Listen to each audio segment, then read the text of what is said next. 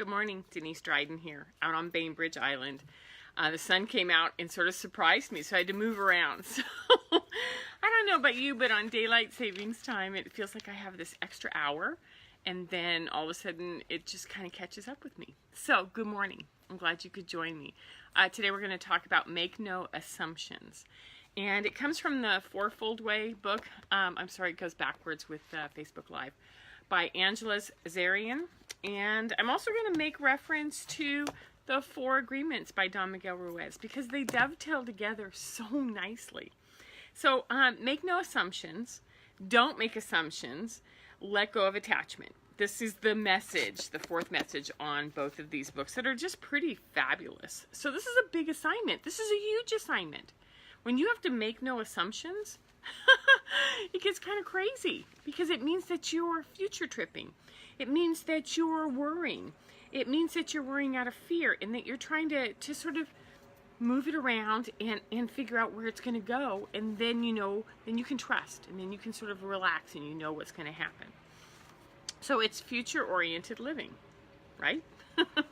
And those of us that live in the future, it's kind of hard to be present when you're doing that.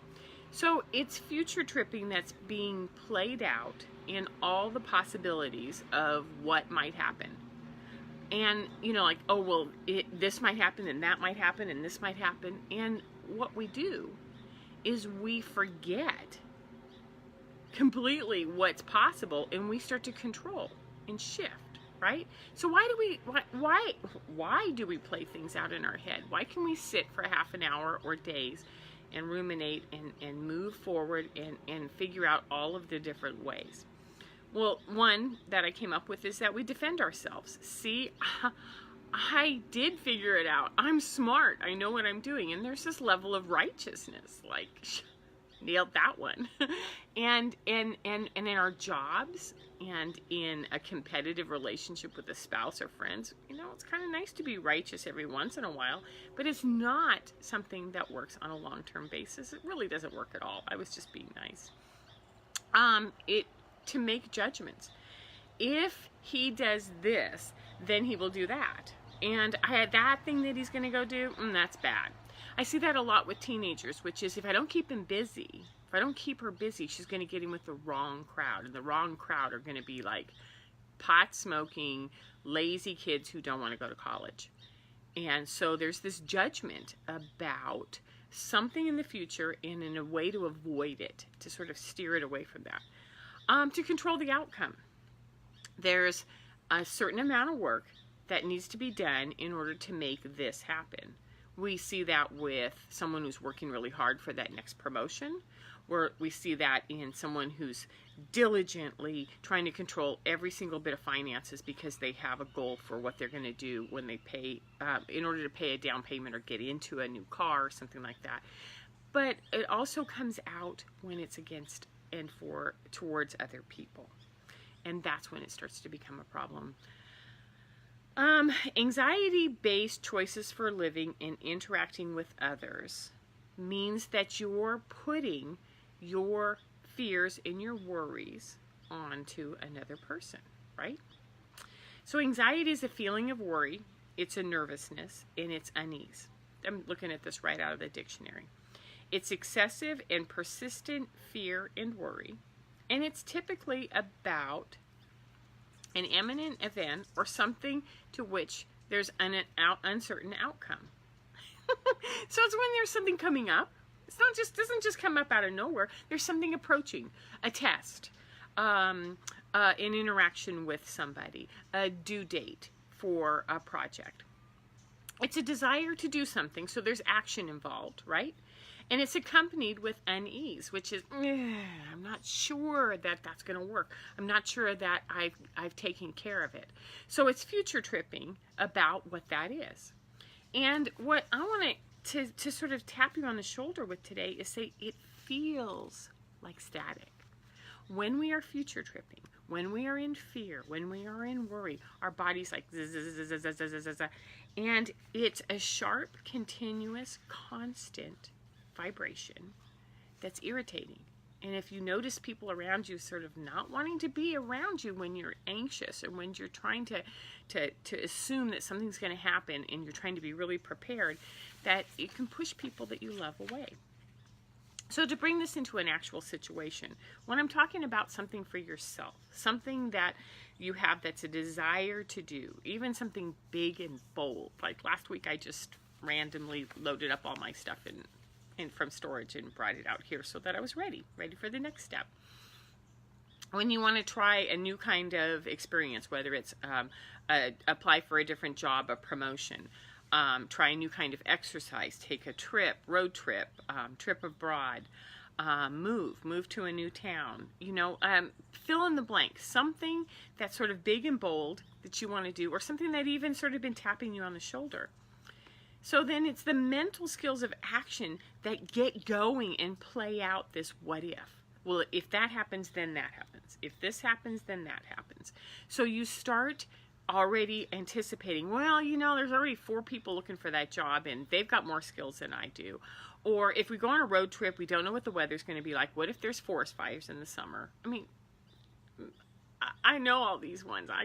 I'm quite capable of doing this in my head at any time. So what happens is we start to constrict with fear, like, did I think about everything? Did I think it through? What if I make a mistake? So we talk ourselves out of taking the risk and doing something different, being open or flexible, and we stay where we are. We make sure that our worry is contained and that we trust the environment that we're in instead of the one that might be new, and we shut it down. We shut down the energy of movement for any kind of release, and we use this energy of movement towards our routines, towards the people in our lives.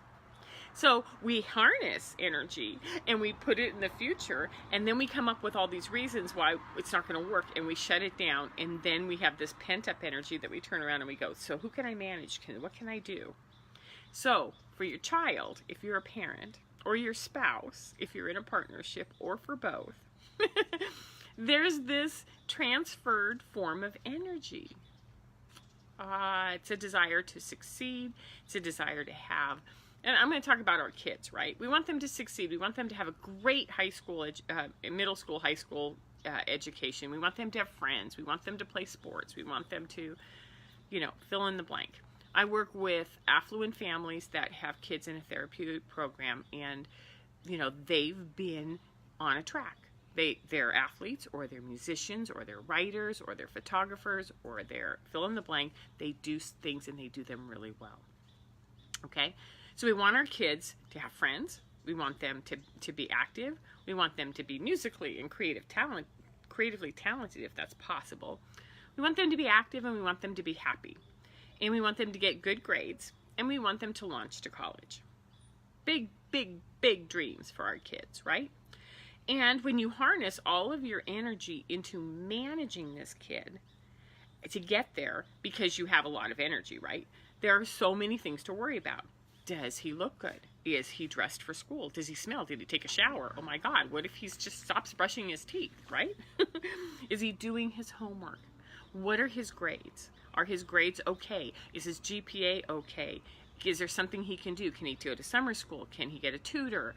And all of a sudden, all of this harnessed energy is going towards our children, towards what our children haven't asked us to help them out with, haven't asked us for help. We're just super vigilant and managing. Makes sense, doesn't it? So this energy becomes intense. It becomes overbearing. It becomes judgmental, urgent, constant.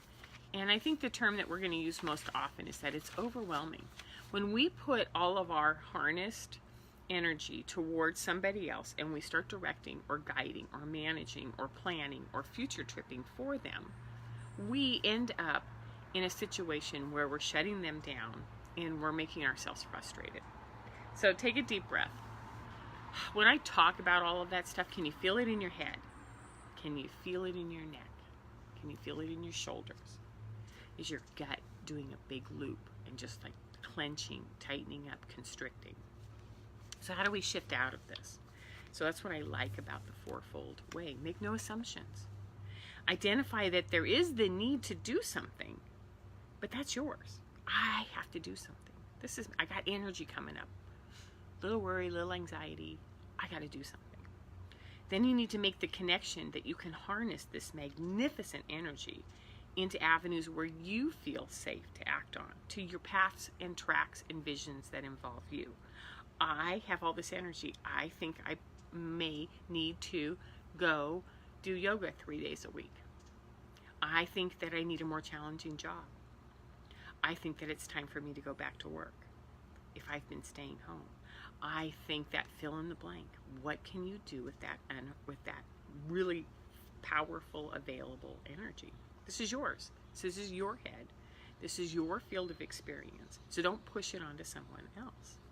So step back and refuse, or I like the term that my business partner Erica Thayer uses, which is relent. Relent. Relent from putting that energy onto another. Don't put it on your husband or your wife or your partner. Don't put it on your children. Become compassionate and aware that you've been managing all these other scenarios and that it's time to stop and do a different path for you. And then lead, model. Hey, I just realized that I'm a complete mess with a lot of static coming out of me because I'm bored, because I need to put my energy into something besides managing you. Make no assumptions. Angela Zazarian is really wonderful at just saying, make no assumptions. Let go. Let the world surprise you with something that you didn't know was possible, something you couldn't even predict. Relent. Let it go. So when you relent from pushing forward, and pushing is a really good word to put in there as well. Pushing forward, this is what is possible. You open yourself up to other outcomes. You see opportunities. You become adaptable and flexible and receptive. You use your killer brain for discernment, and you adjust. Monitor, adjust. Monitor, adjust. You tweak it. You just kind of keep yourself in that nice, easy flow and see what's next. And you trust. You trust yourself. You trust your skills. You trust your tools. You trust the people around you. You trust the world is going the way you need it to go. You trust in what wants to happen. So that's what we do here with parent coaching, with individual coaching. If you're interested in coaching with me, you can always look me up on DeniseDrydenCoaching.com, and we can take a look at assumptions and anxiety and how they're related and how they interplay off of each other. So have a wonderful day and enjoy the beginning of the standard time. We're off of daylight savings time. Woohoo! Take care. Bye-bye.